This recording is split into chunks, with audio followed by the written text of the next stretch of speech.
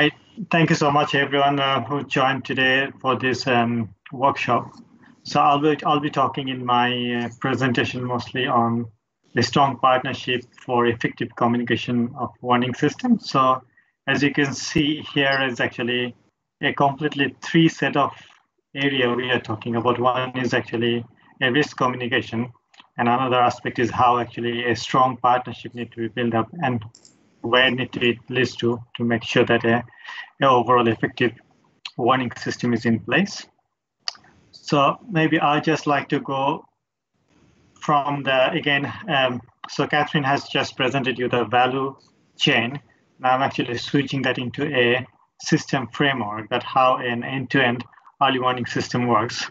So which has a 10 essentials we come up with actually last 2015 and 2017 with partnership with WMO, IIDR, International Science Council, and this framework has been utilizing by many countries under their Sendai framework. Goal number G, which is an end-to-end early warning systems, will be available in every country. Rather than just focusing on this three particular element, which is you need to make sure your communication, what you're actually producing as a risk communication, and how you actually share this with the community or people who are actually vulnerable, and what would be the technology available, so that a mix of these three, it required a strong partnership from the service provider as well as user who are actually expecting the service from the provider. So which is in a sense National Meteorological and Hydrological Services, or National Meteorological Services. Some countries they have hydrological services separate, and how actually the different user actually expect the data from them. So looking at this particular aspect, we always try to design our systems is like a last mile. What is like our end user must be the first to consider before we design anything, or before we even actually talk about designing a hazard product or warning product in place. There has been partnership need to be built up in every single element design. So our overall early warning system. So you need to conduct series of stakeholder meeting to understand the need assessment for early warning systems. What are the impact they actually face? Why you actually need to produce the forecast, and what kind of product actually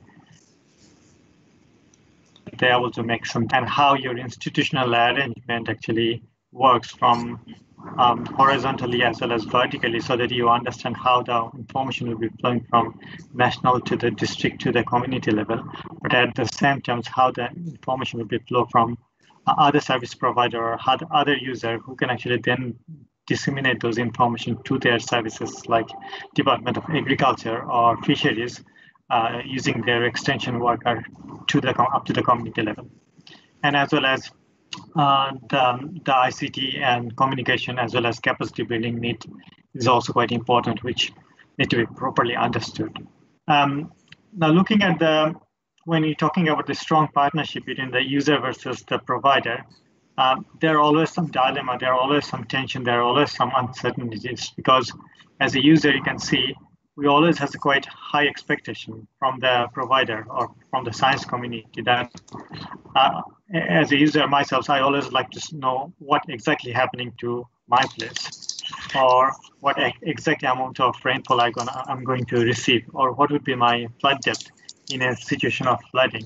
But science has its limitations. So, and as well as the more longer period you go, the more uncertainty it becomes. So, but as a user, we may be expecting quite long horizon information product.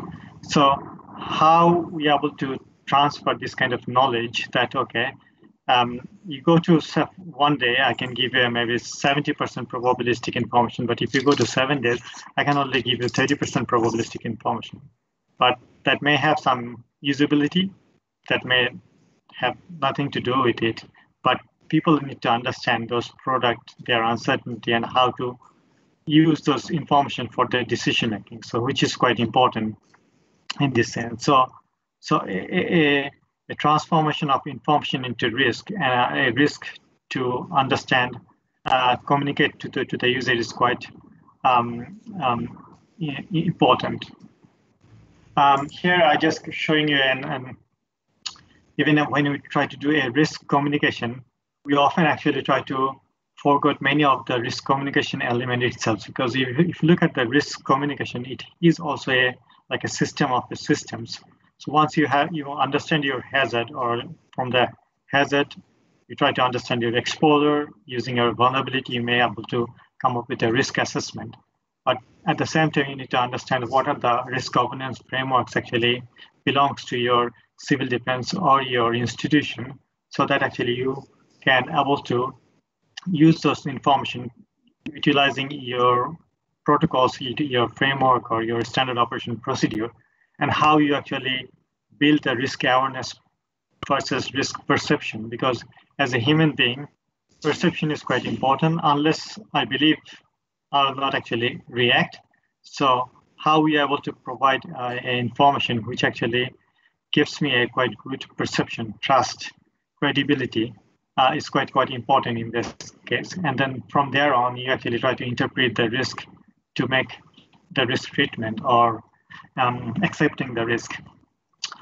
Last year, we actually did a study in a small community in New Zealand, where we tried to understand actually how people's risk communication works. And we saw that, I mean, even though we, as a developed country, we have quite good hazard information, risk information, but our risk governance, our risk perception is quite highly vulnerable, as well as our trust and credibility is quite highly vulnerable.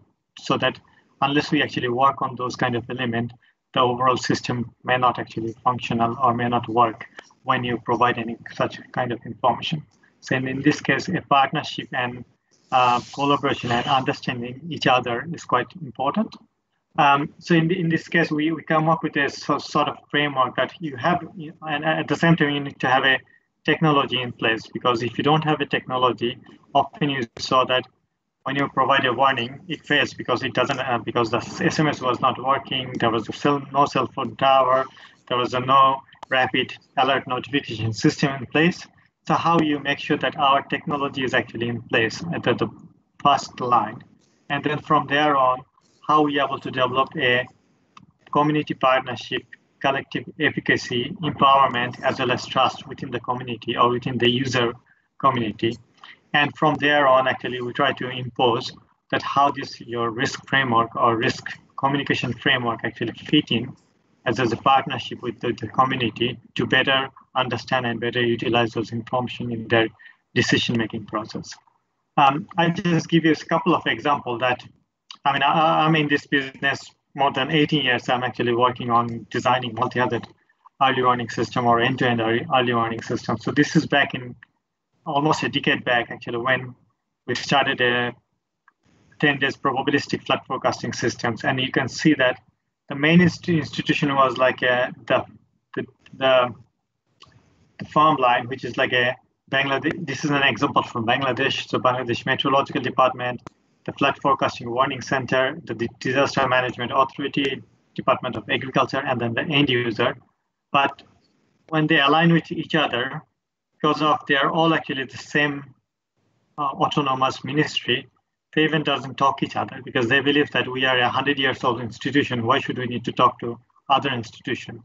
So we try to put some catalysts, so some of those other institution backend, so that actually we work together to make sure that the value chain, to understand actually why is engagement is necessary, to understand the forecast, or the provider need to understand what is their expectation, and based on the expectation, they're able to provide those kind of services. A similar example we try to set up in Indonesia, and if you look at in Indonesia and Philippines, they are the most highest rice produce country within South Asia. And one of the reasons is that the farmers are able to understand actually what are the climate variability for them, and how actually they can able to make a decision based on the climate forecast that has been provided. And similarly, in there, we try to utilize the BMKG, which is their meteorological department, but also some university, IPP, as well as then the district agriculture office, as well as director of plant protection. So how actually from national to the community level, using some academics as well as private entity, the whole system could be built up a a proper institutional infrastructure so that the product actually able to purely interpret, translate, and able to actually receive to the community. And similar example here in Philippines, we did like how the Pagasa actually able to interpret those forecasts based on the demand by the user, and based on and then actually they're able to translate those information using some academics or other institution, and then they translate those kind of information to the public, which is like an impact-based forecast to the public. Because often those time there was no such kind of expertise within the med services who can actually work on as an economist or social scientist, because they're all more hardcore scientists. And using a social scientist and economist and other sectoral expert, they're able to understand each other need, and then they're able to produce those kind of information for them. So one of the another engagement criteria that we set up in many countries, you may be heard about the Monsoon Forum or Climate Forum or Drought Working Group in some of the Pacific Islands. So where actually they try to sit together twice in a year, before the season and after the season. So before the season, they try to, the provider as like a National Meteorological and Hydrological Services, they try to share that what the season looked like and how actually they can actually prepare and what kind of product they offer to the user. But at the same time, the user able to tell them that what kind of information they need, what are the lead time requirement, and how actually they want to receive those information. And then after the season, you actually again sit down, try to get a feedback or after action review to understand actually you provided the information, whether that was a garbage or that was a useful or not useful, or if that is a useful, how actually you use those information for your decision making, so that we can better enhance our forecasting capabilities for the next year to provide you a more accurate or more fine-tuned product for your use. So that's how an engagement criteria works quite strongly. And I think in that perspective, the topics is quite important, that without a strong stakeholder engagement, as well as a risk communication framework, you will not be able to make sure that an warning actually effective, or a warning has been understood and applied at the community level. And then that's where a strong collaboration and partnership is essential, using a proper risk communication. Last October, we actually provided a webinar with how actually a risk communication framework could be worked together, where myself, our former Prime Minister Helen Clark, BBC Lisa Robinson, as well as UNDRR participant was take part. And the webinar has been now actually published in a journal articles. Feel free to access the journal. It's a quite short one, but an invited paper which will be published, and I think that would be quite useful if people were working in this area, under that why a risk communication framework is important, and how the risk communication, what are the policy guidance could be useful for an institution to better utilize for risk communication in the disaster risk reduction as well as early warning systems. With this, I'd like to end my talk, but feel free to ask me any question. Thanks.